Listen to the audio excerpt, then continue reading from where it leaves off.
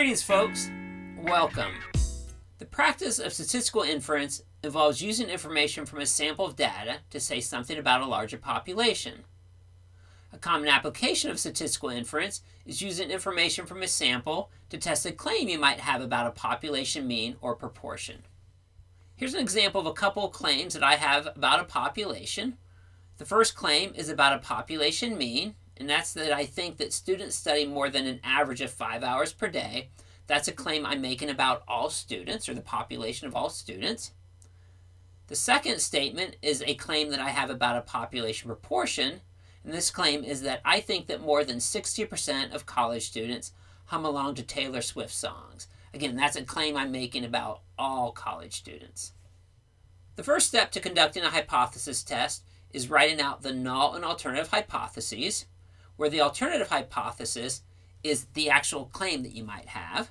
So for my claim that I think students study more than an average of 5 hours per day, my alternative hypothesis, which is written as H subscript A, where A stands for alternative, is that mu, because again, this is a statement I'm making about a population mean value, is greater than 5, versus a null hypothesis, written out as H subscript 0, is that mu is less than or equal to 5. So the null hypothesis is sort of a statement that your claim is not correct. The second step to conducting a hypothesis test is setting the significance level, which is written out as alpha. The significance level is a probability that you will make a mistake of rejecting the null hypothesis when it's true. In other words, you will sort of falsely reject the null hypothesis in favor of the claim that you have. This is known as making a type 1 error. The third step to conducting a hypothesis test is calculating the test statistic.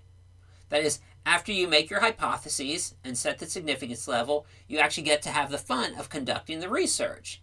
By conducting the research, I mean you go out, you collect some data on a random sample, and you calculate a sample mean or proportion, depending on the type of hypothesis test you're conducting.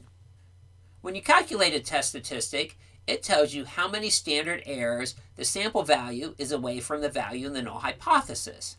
The larger the test statistic, the more likely that you can reject the null in favor of your claim, because the value that you get from your research is that much farther or that much different than the value from the null hypothesis. So if your value is really far away from that null hypothesis, there's a better chance that you can reject the null in favor of your claim. When conducting a hypothesis test about a population mean, the test statistic is a t-statistic. It's equal to x bar, which is the value from your research. Again, it's a sample mean value, so you can collect data on a random sample and calculate a mean value, and that's your x bar. You subtract from that the value from the null hypothesis, which is written as mu sub naught.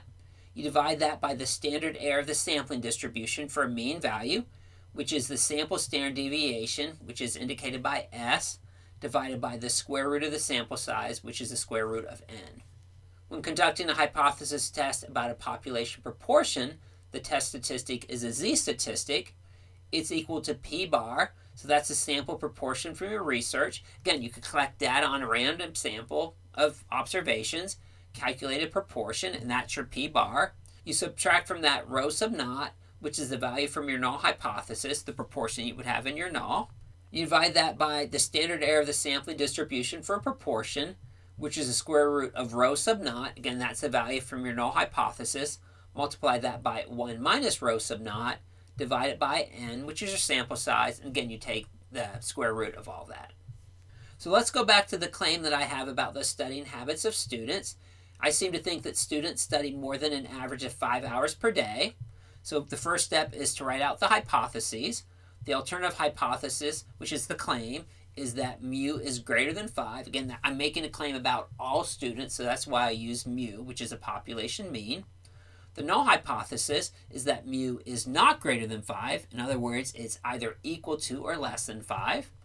The second step is setting the significance level. Here I'm using an alpha of 5%, which means that there's a 5% chance that I will make a mistake. And that mistake is that after collecting my data, I will reject the null in favor of my claim when in fact the null is true or that my claim is not true. The third step, which is the fun part, I'm actually doing my research. I collect data on a sample of 30 students, and let's say from that sample of 30 students, I get an average of 7 hours a day for studying with a standard deviation of 4. With the information I collected from my research, I can calculate the test statistic. Since this is a hypothesis test about a mean value, it's a t-statistic.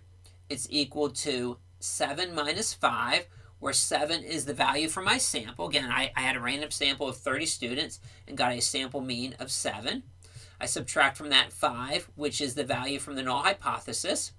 I divide that by the standard error of the sampling distribution, which is 4, which is the sample standard deviation, divided by the square root of 30, or the square root of the sample size. My t-statistic is 2.74. We can interpret this t-statistic to mean that the value for my research, or my sample mean value, is 2.74 standard errors away from the value from the null hypothesis, and that's pretty far away. So there's a pretty good chance that I will be able to reject the null in favor of my claim. But to see exactly what will happen, you'll have to watch another video.